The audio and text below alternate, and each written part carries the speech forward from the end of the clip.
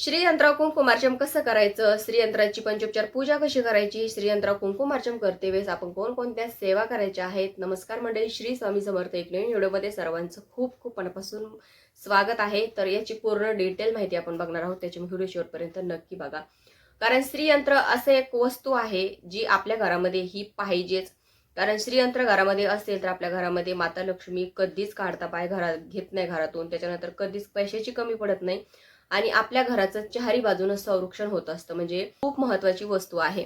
तुमच्याकडे नसेल तर नक्की आणून घ्या. आता श्रीयंत्र बऱ्याच प्रकारचे निघलेले आहेत. म्हणजे अगोदर पहिले आपण श्रीयंत्र घेत होतो जे डोंगरासारखं उंच असतं, पण आता तसं पण घ्यायची गरज नाही. आता एकदम प्लेन श्रीयंत्र निघलेलं आहे, म्हणजे चक्रराज यंत्र.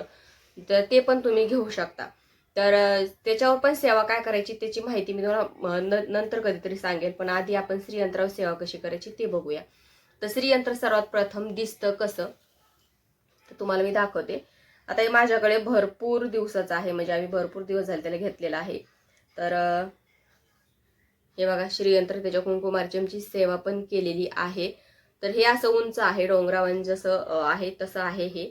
तर हे श्रीयंत्र आहे आणि याच्यामध्ये तुम्हाला साईज छोटी सुद्धा मिळून जाते. ही मोठी साईज आहे आणि याच्यापेक्षा पण अजून मोठी साईज लाकडी याचं भेटतं, ते पण भेटतं, पण ते खूप मोठं असतं. त्याच्यामुळे हे मीडियम साईज आहे, जास्त छोटं नाही जास्त मोठं नाहीये.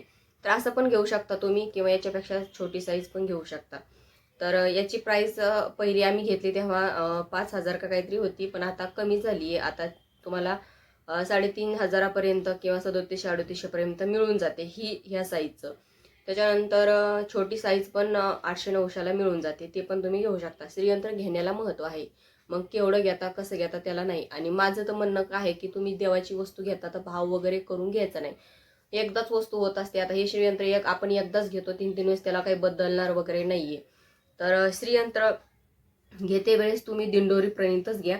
पहिलं याच्यावर असे इथे नावं नसायचे, आता नावं आहेत. तर तुम्ही ते नाव बघून घ्यायचं. कारण मार्केटमध्ये डुप्लिकेट सुद्धा श्रीयंत्र भरपूर प्रमाणात आहे. त्याच्यामुळे आपल्याला डुप्लिकेट नकोय. त्याच्यामुळे दिंडोरी प्रणित जवळपास केंद्र असेल तिथून घ्या. नाहीतर मग कुठे तुम्ही त्र्यंबकेश्वरला किंवा दिंडोरीला वगैरे गेला तर तिथून पण तुम्ही आणू शकता. तर हे श्रीयंत्रावर आपल्या सेवा करायची आहे. आता ही श्रीयंत्रावर सेवा कशी करायची, तर बघा, श्रीयंत्र म्हणजे लक्ष्मी आणि माता लक्ष्मी आणि भगवान विष्णूंचं हे आसन आहे. आपल्या घरामध्ये श्रीयंत्र असेल तर आपल्या घरामध्ये एक सात्विक वातावरण राहतं, आध्यात्मिक वातावरण राहतं. घराचं चारी बाजून आपल्या संरक्षण होत असतं. त्याच्यानंतर आपल्या घरामध्ये लक्ष्मी सदैव आपल्या घरामध्ये लक्ष्मी नांदत असते, म्हणजे चिरकाल लक्ष्मी आपल्याला प्राप्त होत असते. त्याच्यानंतर पैशाची कधीच कमी पडत नाही.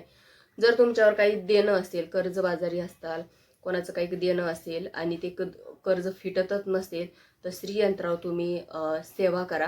बघा, तुमचं हळूहळू कर्ज कमी होण्यास मदत होईल. माता लक्ष्मी तुमच्या घरामध्ये स्थिर राहील.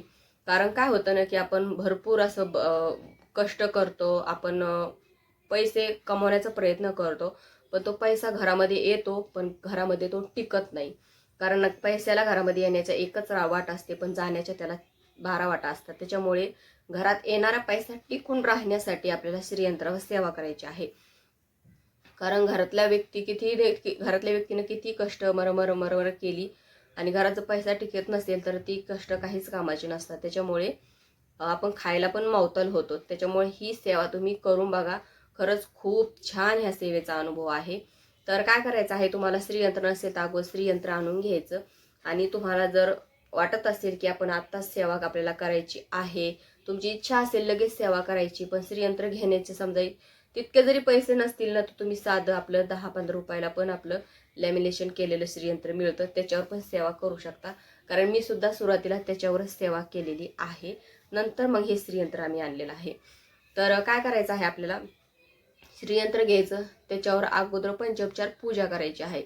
आता पंचोपचार पूजा म्हणजे काय, तर बघा, तुम्ही उद्या शुक्रवार आहे, शुक्रवारी, मंगळवारी, पौर्णिमेला अशा वारी तुम्ही श्रीयंत्रावर सेवा करायचीच आहे न चुकता. तर काल पौर्णिमा होती, तर अर्थात पौर्णिमेला पण करायची. सत्यनारायणाची पूजा करत असताल तर त्या पूजेमध्ये श्रीयंत्र ठेवायचं तुम्हाला. आणि आता हे बघा, याच्यावर कुंकू कसं आहे तसं नेहमी त्याच्यावर कुंकू ठेवायचं. कोरडं श्रीयंत्र कधीच ठेवायचं नाहीये. आता हे मी म्हणजे असे रेग्युलर करत नाहीये, पण माझ्या मनात जर आलं तर मी कधी पण श्रीयंत्र सेवा करून घेत असते कुंकुमार्चनची. माझी जेव्हा इच्छा होईल, जेव्हा असं वाटेल की आता हा ठीक आहे आपण आता करू शकतो, तेव्हा मी करत असते. मग त्याला वार वगैरे मी काहीच बघत नाही. जेव्हा माझी इच्छा होईल तेव्हा मी श्रीयंत्रावर कुंकुमार्चन करत असते. तर काय करायचं आहे, आपण श्रीयंत्र घेतलं त्याच्यावर पंचोपचार अगोदर पूजा करायची.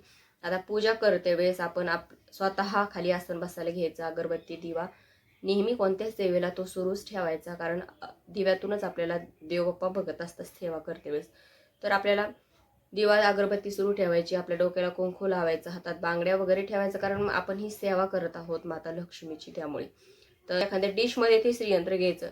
डिशमध्ये कसं, कारण आपण कुंकवाची अभिषेक करणार आहोत, ते कुंकू खाली पडलं नाही पाहिजे, त्याच्यामुळे तर डिश घ्यायची, त्याच्यानंतर त्याचं श्रीयंत्र ठेवायचं. अगोदर श्रीयंत्रावर आपल्याला पंचोपचार पूजा करायची असते. म्हणजेच काय तर श्रीयंत्र, हळदी कुंकू, अष्टगंध, धूप दीप नैवेद्य दाखवायचा, नंतर मग आपण सेवेला सुरुवात करायची.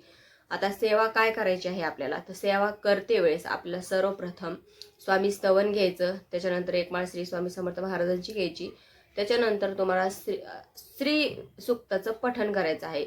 आता तुम्ही जर श्री सूक्ताचं पठण करायचं, 16 वेळेस तुम्हाला श्री सूक्त म्हणायचं आहे. 16 वेळेस म्हणजे काय तर प्रत्येक वेळेस फलश्रुती म्हणायची गरज नसते, शेवटच्या आवर्तनाला फलश्रुती म्हणायची. 16 वेळेस श्री सूक्त म्हणायचं आणि आपण 5 बोटानं श्री यंत्र कुंकू टाकायचं आहे. आणि श्रीयंत्र कुंकू टाकते शुद्ध हळदीचंच कुंकू वापरा, केमिकल युक्त कुंकू वापरू नका. कारण काय होतं ना, मग श्रीयंत्र काळं पडतं, त्याला डाग पडतात आणि ते डाग अजिबात कशाने जरी घासले ना तुम्ही निघत नाहीत. त्याच्यामुळे हळदीचंच कुंकू वापरा. आपण घरी पण ते कुंकू तयार करू शकतो हळदीचं. तर 5 बोटानं कुंकुमार्चन करायचं श्री सूक्त म्हणते वेळेस. तर त्याच्यानंतर 16 वेळेस श्री सूक्त म्हणायचं आणि त्याच्यानंतर तुम्हाला 16 वेळेस तुम्हाला विष्णू गायत्री मंत्र म्हणायचा, लक्ष्मी गायत्री मंत्र म्हणायचा, कुबेरांचा मंत्र म्हणायचा, कमालात्मक मंत्र म्हणायचा. 16 वेळेस सगळे हे मंत्र तुम्हाला म्हणायचे आहेत. त्याच्यानंतर तुम्हाला 108 वेळेस माता लक्ष्मीची नावं घ्यायची, 108 वेळेस. तर 108 वेळेस तुम्हाला इझिली यूट्यूबवर गुगलवर कुठे पण ते नावं मिळून जातील. तर त्याच्यानंतर तुम्हाला हे सगळ्या काही सेवा तुम्हाला कुंकुमार्चन करत करत तुम्हाला घ्यायच्या आहेत. एक प्रकारचा तो माता लक्ष्मीला कुंकवाचा अभिषेक होतो, श्रीयंत्र कुंकुमार्चनची सेवा होते.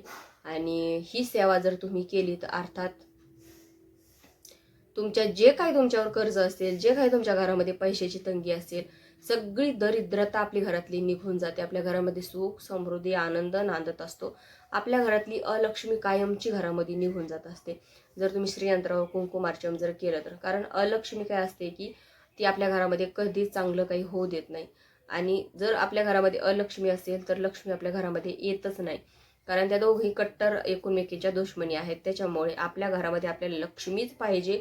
काही करून आपल्या घरातली अलक्ष्मी बाहेर काढायची आणि ही सर्वस्व जिम्मेदारी घरातल्या कुल स्त्रीचीच असते.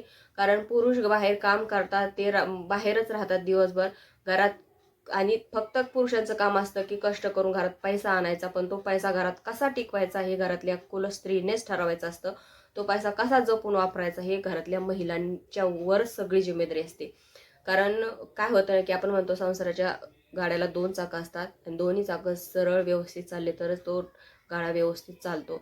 जर पुरुषांनी पैसा घरात आणला आणि महिलांनी जर तो व्यवस्थित नाही जपून ठेवला, विनाकारण खर्च करत राहायला वगैरे, तर कधीच तुमच्या घरामध्ये बरकता येत नाही. त्याच्यामुळे घरातला येणारा पैसा कसा जपून राहील, कसा आपली सेविंग होईल, हे सगळं काही महिलांवर जिम्मेदारी असते. घरातली सेवा वगैरे महिला करत राहिली ना तर घरातला वातावरण सुद्धा चेंज होतं. म्हणजे जो काही बाहेर माणूस कष्ट करतो ना त्याला त्या कष्टाचं फळ मिळायला लागतं. त्याच्यामुळे घरातल्या महिलावर ही सगळी जिम्मेदारी असते. तर आय होप तुम्हाला समजलं असेल. तर आजच्या व्हिडिओमध्ये इतकंच. व्हिडिओ आवडल्यास व्हिडिओ लाईक करा, शेअर करा, चॅनलला सबस्क्राईब करायला विसरू नका. झालेली सेवा श्री स्वामी समर्थ महाराजांच्या चरणी, परमपूज्य गुरु माऊलींच्या चरणी रुजू करते. श्री स्वामी समर्थ.